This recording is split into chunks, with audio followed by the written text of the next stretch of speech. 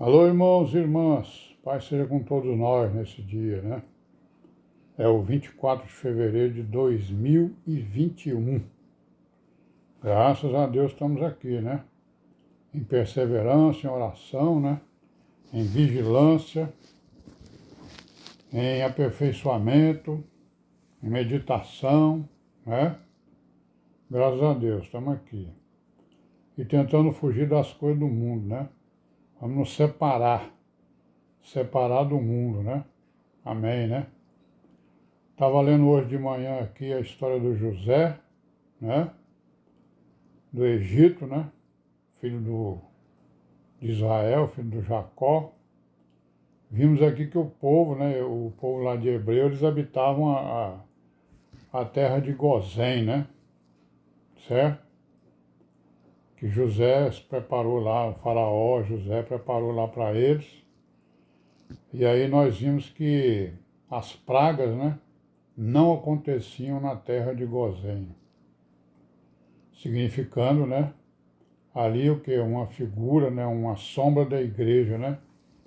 Aquele povo ele foi isolado, né? Do reino de Israel na terra de Gozém. Então a igreja ela vive isolada, nós estamos, né? Separados do mundo. Como aquele povo estava ali separado do Egito na terra de Gozém, né? E amém, né? Graças a Deus. Irmãos, então vamos aqui, continuar aqui com a história da igreja, né? Eu estou querendo, o meu esquema aqui é nós fazermos toda a história da igreja, né? Certo? E daquilo que eles chamam de igreja, né? Que é o cristianismo até os dias de hoje. É uma história paralela, né?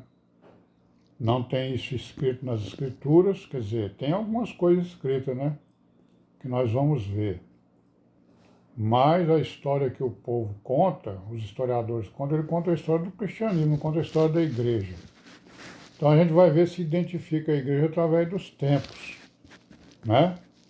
Claro que nós já identificamos, nós sabemos o que é a igreja, é quem estiver separado do mundo, né? Aquele remanescente que o Deus de Israel sempre escolhe através dos tempos, em cada época, em cada geração, para dar testemunho do seu Filho Jesus Cristo, o sacrifício que ele fez no madeiro, da redenção, da criação, da eternidade, de toda a palavra, de todo o Evangelho, né?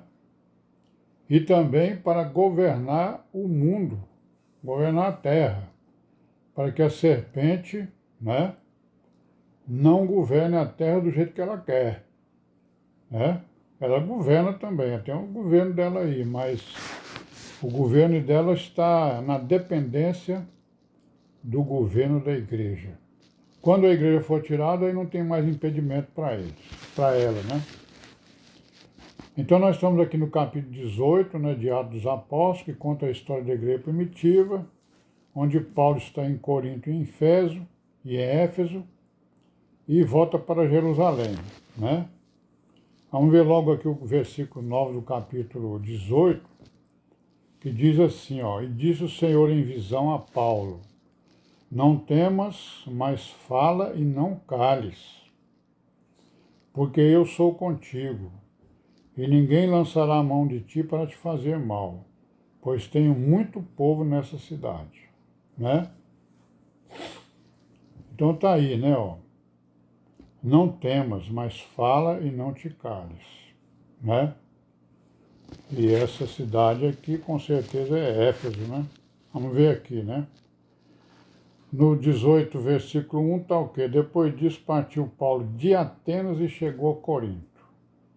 E achando certo judeu por nome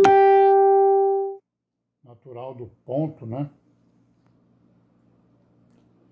Que havia pouco tinha vindo da Itália, e Priscila, sua mulher, pois Cláudio tinha mandado que todos os judeus saíssem de Roma. Se ajuntou com eles, e como era do mesmo ofício, ficou com eles e trabalhava, pois tinham por ofício fazer tendas. Olha aí, ó, o imperador Cláudio, o imperador romano, né, assinou lá um decreto botando os judeus para correr, certo? E não só os judeus, como também aqueles que, né, aqueles membros da igreja que estavam ali, né? Porque eles faziam confusão, né? Entre judeus e os cristãos. E tinha muitos judeus que tinham crido, né? Conforme esse casal aqui, né? Que eles eram descendentes de judeus. Não é isso? Então nós estamos vendo aqui, ó, já está falando aqui do Cláudio, que é um imperador romano que também perseguiu a igreja, né? Nós vamos ver isso aqui, as perseguições desses imperadores aí tudinho. Aí vamos lá, no versículo 4. Todos os sábados disputavam na sinagoga e convenciam judeus e gregos. Quando Silas e Timóteo desceram da Macedônia, foi Paulo impulsionado pela palavra, testificando aos judeus que Jesus era o Cristo. Mas resistindo e blasfemando ele, sacudiu os vestidos e disse-lhes: o vosso sangue seja sobre a vossa cabeça. Estou limpo e desde agora parto para os gentios. Quer dizer, todo o tempo Paulo falando isso com os judeus. Vou agora para os gentios porque vocês não querem, né? Não querem me ouvir, não é isso?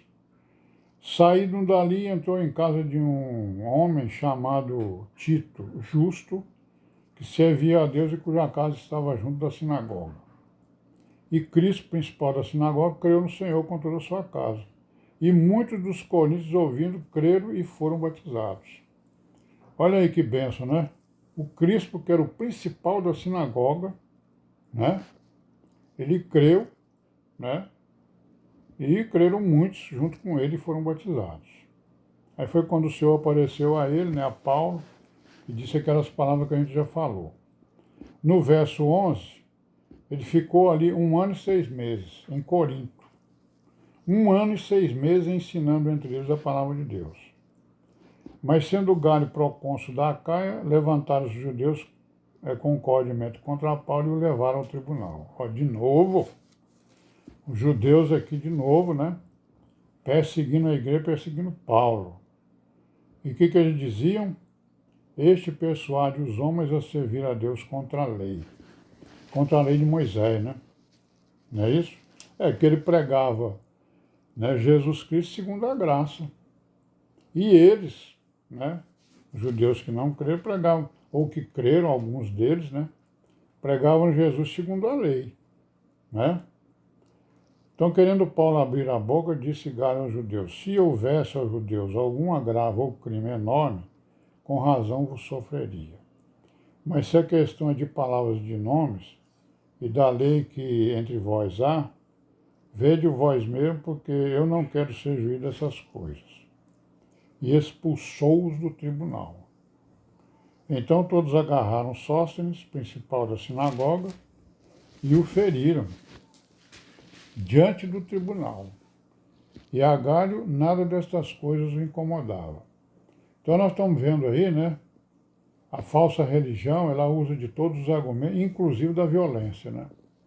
Para não deixar que as pessoas ouçam a verdade. É isso aí, a religião é a criação do diabo, né? O diabo é o pai da mentira.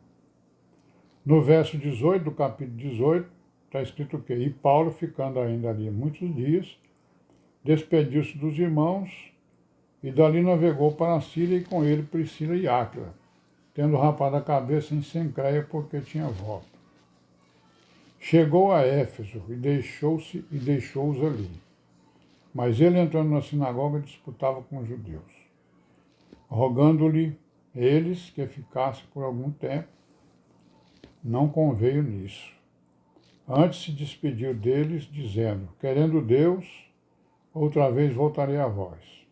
E partiu de Éfeso. Chegando a Cesareia, subiu a Jerusalém. Saudando a igreja, desceu a Antioquia. Estando ali algum tempo, partiu passando sucessivamente pela província da Galácia, da Frígia, confirmando a todos os discípulos. Então é isso aí, né? O Paulo, com a sua comitivazinha, né? Visitando as comunidades, alimentando ali as comunidades, né? E a gente crê e espera que os outros apóstolos estavam fazendo a mesma coisa, em outras regiões. e até mesmo nas mesmas, que não tinha problema nenhum, né? Aí no versículo 24, chegou a Éfeso certo judeu chamado Apolo, natural de Alexandria, varão eloquente e poderoso nas Escrituras. Este era instruído no caminho do Senhor, fervoroso de espírito, falava e ensinava diligentemente as coisas do Senhor, conhecendo somente o batismo de João.